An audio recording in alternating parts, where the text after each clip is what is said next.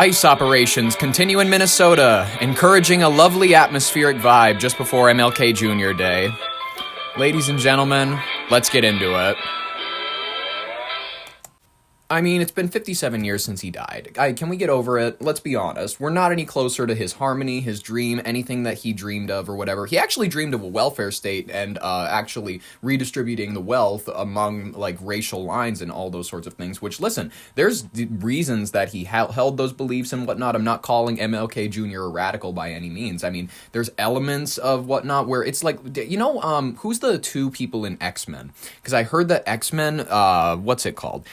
X-Men, who's Malcolm X and MLK, because they were based, the two main people who fight in that, okay, Professor X, apparently the X-Men comics were inspired by the civil rights movement, metaphorically representing the different approaches of Martin Luther King Jr., MLK, and Malcolm X through the characters Professor X, MLK, and Magneto, Malcolm X. What? Okay, apparently this is real. Though the creators never explicitly confirmed this, later associating X-Men with broader themes of oppression, with writer Chris Claremont comparing Xavier and Magneto to Israeli leaders instead, notes Medium. Both MLK Jr. and Malcolm X, leaders in the civil rights movement, used distinct tactics, nonviolence versus black nationalism, but aimed for black liberation, a dynamic paralleled in the X-Men's core conflict between peaceful coexistence and mutant supremacy, with modern interpretations highlighting their shared goals, despite different methods as seen in shows like Genius, MLK-X. Interesting.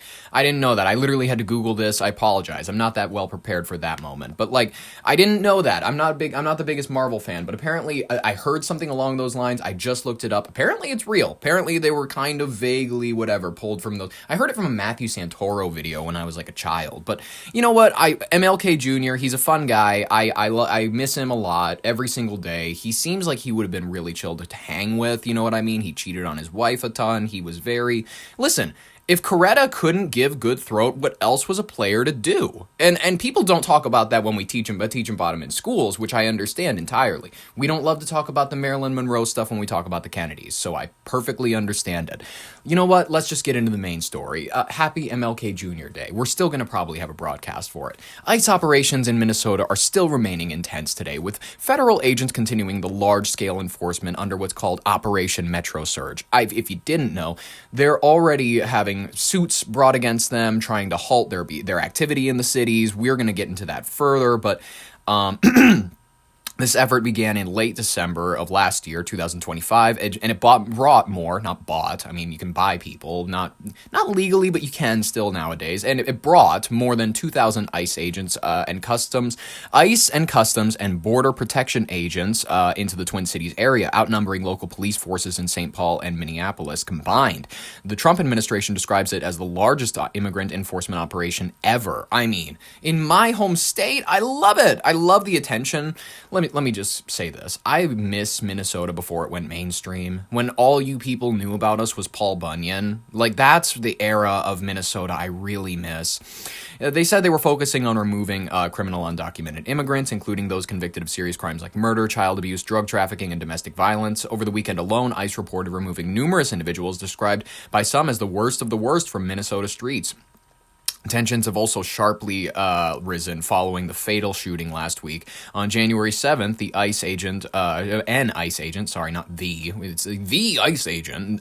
agent, shot and killed 37-year-old Renee Nicole Good, mother of three, and poet, don't forget poet article, during the confrontation in Minneapolis. It was intense, and the video is available. There's multiple angles now. Thank God that there's multiple angles, because I love the internet now, because we can look at situations from every single possible angle and then really know exactly what happened. And I love that. I want truth to come through in all of these sorts of situations. There's been clashes between demonstrators and agents already, some involving tear gas, pepper spray, other chemical irritants, and growing community fear. Reports highlighted incidents like federal agents using force during encounters, including at schools and at protests, while local businesses have closed temporarily due to safety concerns, and some schools have shifted to remote learning. Oh, it's like 6 years ago. Remote learning. I haven't heard that in a minute. I want to go ahead and referenced this clip from Fox 9 Minneapolis St. Paul, as it's one of the local people that we have on the ground. But in response, Minnesota Attorney General Keith Ellison, along with the cities of Minneapolis and St. Paul, filed a federal lawsuit against the Department of Homeland Security just yesterday. They argue that the massive deployment is unconstitutional, calling it a federal invasion and causing chaos, violence, and harm to the residents. They're seeking to halt the operations and secure a temporary restraining order. Despite the legal challenge, federal officials say the enforcement will continue, with around 1,000 additional agents reportedly on its way to Minneapolis to support ongoing efforts. So 3,000. You're taking the number you already had and you're 50%ing it. You're adding 50% of what you already had. They already had 2,000. They're adding 1,000 more. I think my math is all right on that. If you're better at it, clock me in the comments. They said they want to ensure the agent safety. I mean, maybe. In case you didn't know, I was, what's it called? I was born in Becker County. It's a very beautiful area and whatnot. The county seat is Detroit Lakes, and Fergus Falls is a city not too far to the south. These cities, I love them. They're the core of my heart. Fergus Falls is dog shit, but Detroit Lakes, core of my heart. I love Detroit Lakes. Fergus Falls has some good elements, but like admittedly, it's desecrate. You know, there's very few people on the streets. Its downtown area is a mess. They have nothing close to Bucks Mill. They have nothing close to the nightlife that even the North Side Bar has at like Detroit Lakes. Like, come on, you have nothing compared to these people. But that's not the point. Don Pablo's, a very popular Mexican restaurant. I believe it was Mexican. I'm gonna try to get. I better get this right before I'm fucking dumb. Yep, Don Pablo's Family Mexican Restaurant. It says temporarily closed here when you look it up on Google. I know that not to be true. This is permanently closed. They have listed, this was 2 days ago, that they are closing until further notice due to unforeseen family circumstances. Essentially, if you didn't know, Fergus Falls and Detroit Lakes, they're rather northward, you know what I mean? They're rural communities of Minnesota. They are getting smacked now with ICE. There's ICE agents in Detroit Lakes. There's ICE agents in Fergus Falls. There's ICE agents up here. It's nerve-wracking, you know what I mean? Like, for a lot of people, especially who, like, know migrants, I personally don't know very many, you know what I mean? I try my best not to associate with known criminals, because, like, if you're in the country illegally, I don't want it. You know what I mean? I've met some personally. I will say that. I've never made efforts to keep them in close contact. You know what I mean? That's not in my interest. You know what I mean? And I wouldn't doubt that I've met people who were illegal and didn't ever tell me, because why would they trust me with that information? You know what I mean? Whatever. Let's consult this on the ground reporting. Let's do it. The ICE agents here in Minnesota is set to continue to grow today. The federal government is promising to continue ICE operations here despite a lawsuit filed to put a stop to the escalation. Our Bill Keller is live. He's at the Whipple Federal Building with what's happening right now. Bill, good morning. Oh, good morning. That lawsuit, by the way, filed yesterday in federal court, accuses the federal government of targeting the state of Minnesota as a way to punish political opponents in blue states.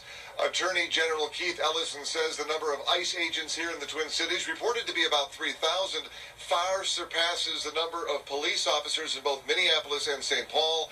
State and city leaders say that the scope of this enforcement activities we've been seeing has been having a big negative impact on everything from businesses to schools. The lawsuit calls for federal agents, though, to stop using what they call excessive force, to stop wearing masks during raids, and they're demanding that agents wear body cameras. This surge has made us less safe. In the move of body cams, absolutely. By the way, did you notice that most of the time in certain cities, you know what I mean, they throw body cams on all of the cops, and then immediately things go in the cops' favor, because it captures people, you know, misbehaving during interactions. It catches people like trying to run away. Have you ever go on Midwest Safety, go on any of these really fun cop body cam YouTube channels, and you will see clip after clip after clip of these people like antagonizing police, running away, instigating these interactions. And I'm just going to say it. Since the integration widely of body cams, like it seems like everywhere has them now, statewide and whatnot, it seems like nowhere you can interact with a police officer and they will not have a body cam on you. It is... in many ways, I think a lot of them also are in favor of it. Many agencies have immediately asked for them after trial programs. They've been like, can we get these back afterwards? They because it helps them more often than it doesn't. If they have some benevolent eye over them, some godlike force, which is the law, through that body cam watching over them, it's like Christianity. You're encouraged to be a little bit nicer because the law will wreak hell on you. Thousands of poorly trained, aggressive, and armed agents of the state, of the federal government, have rolled into our communities, overwhelmed our local police departments, and law enforcement agencies should be focused on our public safety, but instead, many are dealing with the aftermath of DHS agents' chaos and violence. If the goal was immigration enforcement, if the goal were simply to look for people that are undocumented, Minneapolis and St. Paul would not be the place where you would go. There are countless more people that are undocumented in Florida, What? and Texas, What? and Utah. What? Wait a minute. That's the craziest thing I've ever heard. Minnesota has no undocumented? None at all? When did we check that? Did Jacob Fry count them by head? That's my guess. That's my assumption. Why are they in these much smaller cities in the middle of the Midwest? The For answer fear. is very clear. It is politics. It's for, yes, TikTok. It's for TikTok so that we can get good edits of like a Venezuelan getting thrown into a snowbank. So that TikTok, the White House can post how based it is. Like, oh yeah, sure, we aren't delivering on as many deportations as we promised. We promised millions in the first year. It was only 605,000. Just make mean-looking videos on the internet and, like, make it look like we're going really, really rude and shit like that. Make it look like we ain't gonna let performative cruelty. It is because you are not able to deliver on the actual numbers you promised. You over-deliver on the cruelty. You over-deliver on the mean. You'll give them Pokemon edits. You give them, like, it's just like you try to make jokes about it when I don't think any other administration has done it. Like, Obama never did it like this. Obama was never out there making TikTok edits of the kid that he killed with a drone strike. He was shameful about it, or he doesn't talk about it. You try to bring it up in an interview, and he's like, that's, he doesn't have a great response to it. You know what I mean? I'm just saying, like, there's his rhetoric. Yes, we are well aware of this. Yes, they are in the middle of the Midwest for TikTok edits. In response, DHS Secretary Kristi Noem called the federal lawsuit an illegal action by corrupt and activist politicians. The case will now make its way through the courts, of course, and there is no clear timeline yet as to how long it'll take before a judge can hear this and make a ruling. Meanwhile, there are reports that even more federal agents are on their way to the Twin Cities. Minneapolis City Council member Jason Chavez says that 1,000 additional agents are expected to arrive in Minnesota, and he is urging his constituents to be careful while running errands and asking for help from the community if needed.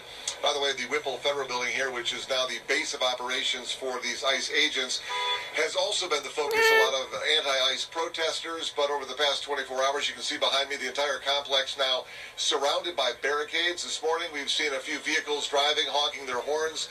For the most part, it has been pretty quiet as federal agents prepare for another day of Operation Metro Surge. But we are expecting a fairly large turnout here in the next hour. Back to you guys. Right. Okay. Bill Keller for us there live. Thank you. And from that location to another location, I want to take you live now to Portland Avenue in Minneapolis. That is where the memorial for Renee Good, the woman shot and killed by ICE agents, continues to grow. Just days after her death, ICE agents and activists in vehicles we have seen continue to clash. And new videos from the weekend show ICE agents asking someone if they learned their lesson.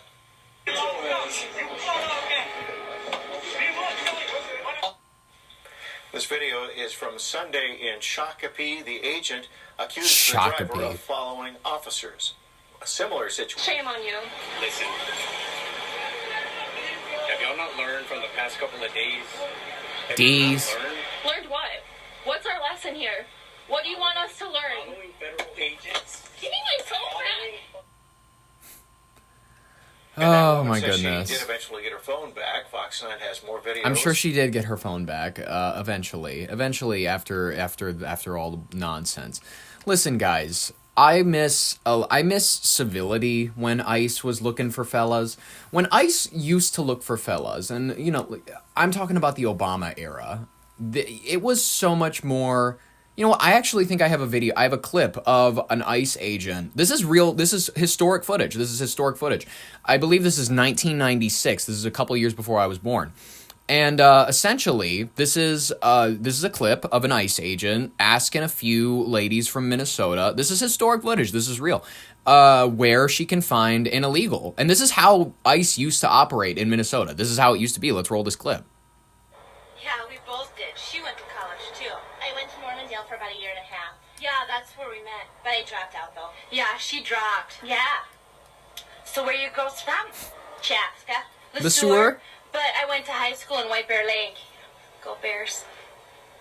Okay. I want you to tell me what these fellas look like. Well, the little guy, he was kind of funny looking. In what way? I don't know, just funny looking. Can you be any more specific? He was Venezuelan or I something. couldn't really say. He wasn't circumcised. Was he funny looking apart from that? Yeah. Yeah. So, you were having sex with a little fella then? Uh-huh. Is there anything else you can tell me about him? He offered me a gram of pure Colombian. No. Like I say, he was funny looking.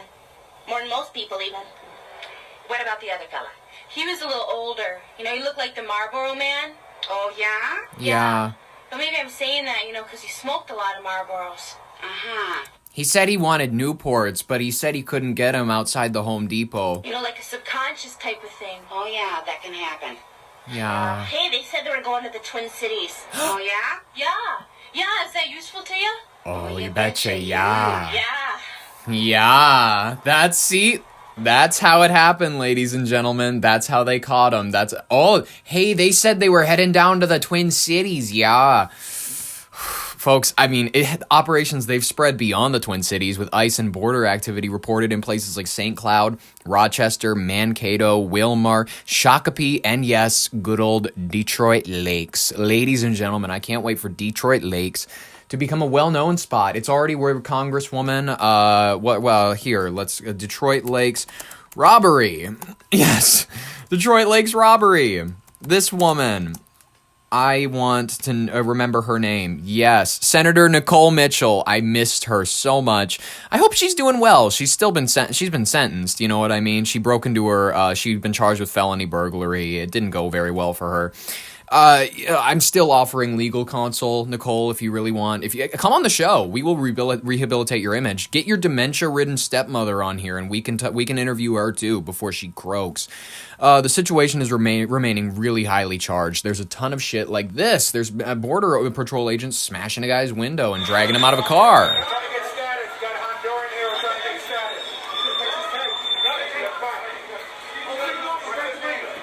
You got a Honduran outside a speedway.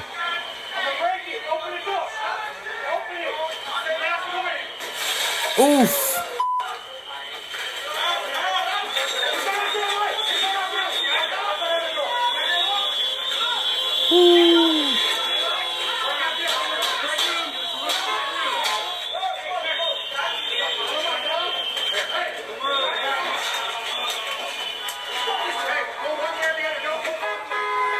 Yeah.